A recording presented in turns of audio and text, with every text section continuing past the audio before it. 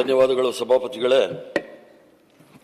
ತಾವು ಹೇಳಿರೋ ವಿಚಾರವನ್ನೇ ಪ್ರಸ್ತಾಪ ಮಾಡ್ತಾ ಕೆಲವು ವಿಚಾರಗಳನ್ನು ನನ್ನ ಹೆಸರು ಹೇಳ್ಬಿಟ್ಟು ಹೇಳಿದ್ರೆ ಅದರಿಂದ ಹೇಳಲಿಕ್ಕೆ ಇಚ್ಛೆ ಬಿಡ್ತಾನೆ. ತಾವು ಹೇಳಿದ ನಿಜ, ಈ ಸದನ ನಮ್ಮದಲ್ಲ. ನಾನು ಈಗಾಗಲೇ ಹೇಳಿದ್ದೀನಿ, ನಾವು ಬಾಡಿಗೆಗೆ ಬಂದಿರೋ ಜನ ಇಲ್ಲಿ 7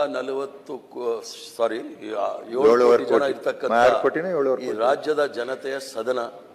ಈ ರಾಜ್ಯದ ಜನತೆ 140 ಜನಕ್ಕೆ ಆರಿಸಿ ಕಳಿಸಿದ್ದಾರೆ. ಸರ್ಕಾರವನ್ನು ನೀವು ನಡೆಸಿ ಜನಹಿತ ಕಾರ್ಯಕ್ರಮಗಳು ಮಾಡಿ ಅಂತ ಹೇಳಿ ಆ ಸರ್ಕಾರದ ನೀತಿ ನಿಯಮಗಳಿಗೆ ಯಾರೂ ಸಹ ಅಪಮಾನ ಮಾಡೋಂಗಿಲ್ಲ. 5 ವರ್ಷ ಆದಮೇಲೆ ಒಳ್ಳೆಯದು ಕೆಟ್ಟದ್ದು ಅವ್ರು ತೀರ್ಮಾನ ಮಾಡಿ ಪ್ರೋಗ್ರೆಸ್ ರಿಪೋರ್ಟ್ ಕೊಡ್ತಾರೆ. ಅಲ್ಲಿವರೆಗೂ ನಮಗೆ ಇದು ಸ್ಥಿತಿ ಇಲ್ಲ, ಸಹಿಷ್ಣುತೆ ಇಲ್ಲ.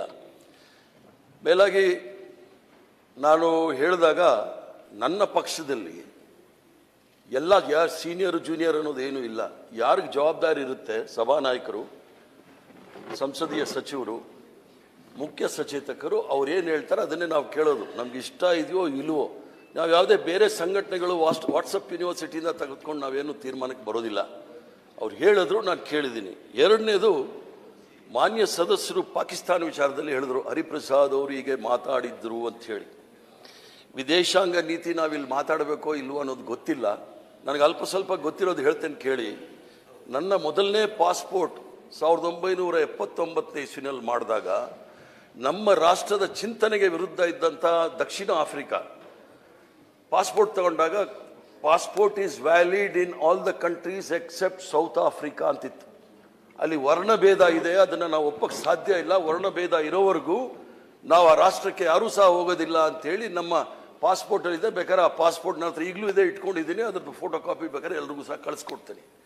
ಅದು 1999 ಇಸ್ವಿನಲ್ಲಿ ನೆಲ್ಸನ್ ಮಂಡೇಲಾರವರು ಹೊರಗಡೆ ಬಂದ ಮೇಲೆ 27 ವರ್ಷ ಆದಮೇಲೆ ಜೈಲಿಂದ ಹೊರಗಡೆ ಬಂದ ಮೇಲೆ ಅವ್ರ ಅಧ್ಯಕ್ಷರಾದ ಮೇಲೆ ಆ ಪಾಸ್ಪೋರ್ಟಲ್ಲಿ ಸೌತ್ ಆಫ್ರಿಕಾಗೆ ಹೋಗ್ಬೋದು ಅಂತೇಳಿ ಅವಕಾಶಗಳು ಕೊಟ್ಟರು.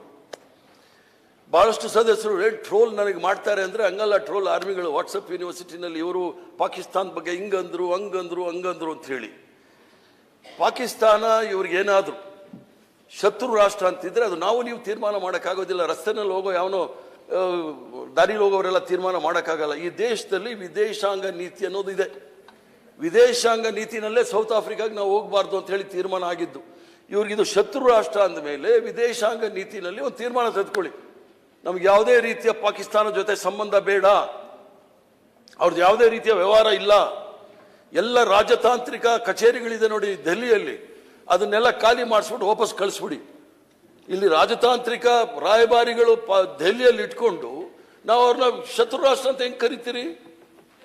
ಇರ್ಬೋದು ಇವ್ರಿಗೆ ಐಡಿಯಾಲಜಿಕಲ್ಲಿ ಏನಾದರೂ ಇರ್ಬೋದು. ಶತ್ರು ರಾಷ್ಟ್ರ, ನಿಜವಾಗೂ ಶತ್ರು ರಾಷ್ಟ್ರ ಅಂದರೆ ಚೈನಾದವರು ಆಕ್ರಮಿಸ್ಕೊಳ್ತಾ ಇದ್ದಾರೆ. ನಾನು ಹೇಳಿದ್ದಲ್ಲ, ಈಗಿರ್ತಕ್ಕಂಥ ವಿದೇಶಾಂಗ ಸಚಿವರು ಹೇಳಿದ್ದಾರೆ 4,000 ಸ್ಕ್ವೇರ್ ಕಿಲೋಮೀಟರ್ ಚೈನಾದವರು ಆಕ್ಯುಪೈ ಮಾಡ್ಕೊಂಡಿದ್ದಾರೆ ಅಂತ. ಅದನ್ನು ನೀವು ಶತ್ರು ರಾಷ್ಟ್ರ ಅನ್ನೋದಿಲ್ಲ. ಜೊತೆಗೆ ಅದನ್ನು ಮಾಡಿ ಪಾಸ್ಪೋರ್ಟಲ್ಲಿ ಸೀಲ್ ಹಾಕಿ, passport is valid everywhere except Pakistan ಅಂತ ಹಾಕಿ. ಯಾರು ಬೇಡ ಅಂತಾರೆ? ನಾವು ಯಾರೂ ಸಹ ಪಾಕಿಸ್ತಾನ ಅದು ಶತ್ರು ರಾಷ್ಟ್ರ ಅಂತಲೇ ಡಿಕ್ಲೇರ್ ಮಾಡೋಣ. ಪುಲ್ವಾಮಾ ಮತ್ತು ಪಹಲ್ಗಾಮ್ ವಿಚಾರ ಬಂತು. ಇವತ್ತಿಗೂ ಸಹ ನಾನು ಆವತ್ತು ಹೇಳಿದೆ, ಇವಾಗಲೂ ಹೇಳ್ತೀನಿ, ಈಗಲೂ ಸಹ ಅದ್ರ ಬಗ್ಗೆ ಯಾವುದೇ ವಿಚಾರಣೆ ಆಗಿ ಯಾವುದೇ ತೀರ್ಮಾನ ಬಂದಿಲ್ಲ. ಪಹಲ್ಗಾಮಲ್ಲಿ ಆಯ್ತಲ್ಲ, 26 ಜನ ಅಮಾಯಕರು ನಾಗರಿಕರು ಸತ್ರಲ್ಲ, ಆವತ್ತು ಡಿಕ್ಲೇರ್ ಮಾಡ್ಬೋದಿತ್ತು ಶತ್ರು ರಾಷ್ಟ್ರ. ನಮ್ಮ ಅಮಾಯಕರು ಸೈನಿಕರಲ್ಲ ಅಲ್ಲಿ ಸತ್ತಿದ್ದು. ಪುಲ್ವಾಮಲ್ಲಿ ಆದರೂ ಸೈನಿಕರು ಸತ್ತರು.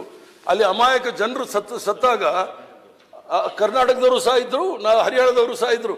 10 ಕಿಲೋಮೀಟರ್ ಬರುವಾಗ ಕುದುರೆ ಮೇಲೆ ಬಂದ್ರ, ನಡ್ಕೊಂಡು ಬಂದ್ರ. ಆ ಪಾಕಿಸ್ತಾನ ಬಾರ್ಡ್ರಿಂದ ಪಹಲ್ಗಾಮ್ ಬರಬೇಕಾದ್ರೆ ಮಿನಿಮಮ್ 1 ವಾರ ಬೇಕು.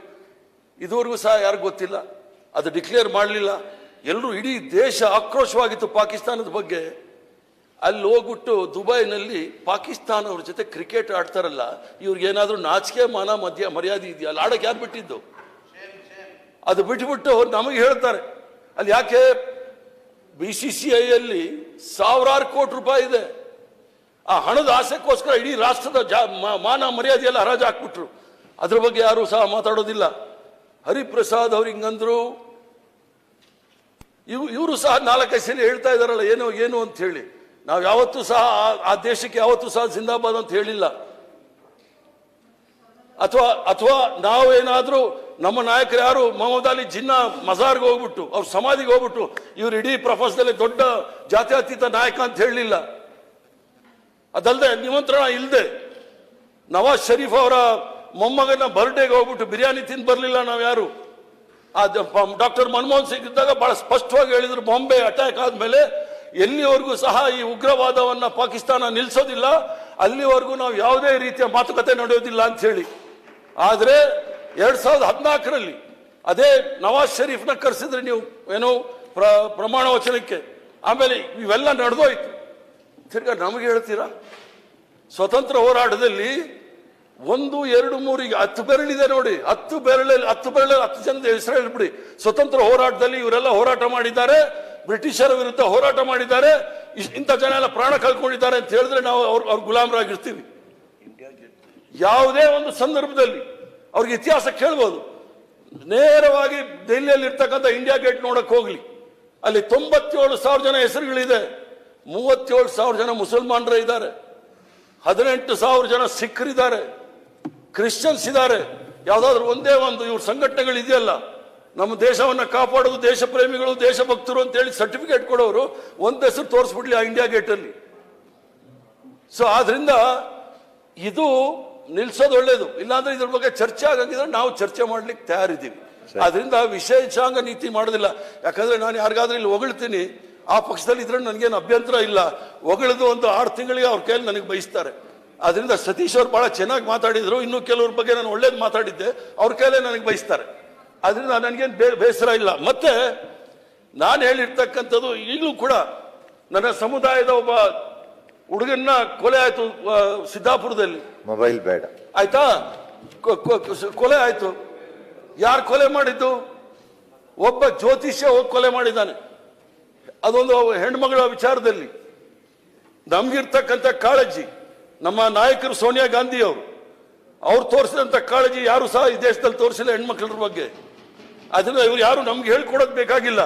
ನಾವು ಹೇಳಿದ್ದು ಹೆಣ್ಮಕ್ಳು ಬಹಳ ಸುರಕ್ಷಿತವಾಗಿರ್ಬೇಕು ಈ ದೇಶದಲ್ಲಿ, ಯಾವುದೇ ಸಂಘಟನೆಯಲ್ಲಿ ಇರಲಿ, ಯಾವುದೇ ಇರಲಿ ಅಂತ ಹೇಳಿ. ದಿನನಿತ್ಯ ಈ ತರ ಬಂದಾಗ ಜನಗಳಿಗೆ ಏನಾಗುತ್ತೆ, ರಾಜಕೀಯ ವ್ಯಕ್ತಿಗಳೆಲ್ಲ ಇದೇ ತರ ಅಂತ ಎಲ್ರಿಗೂ ಸೇರ್ಸಂತಾರೆ.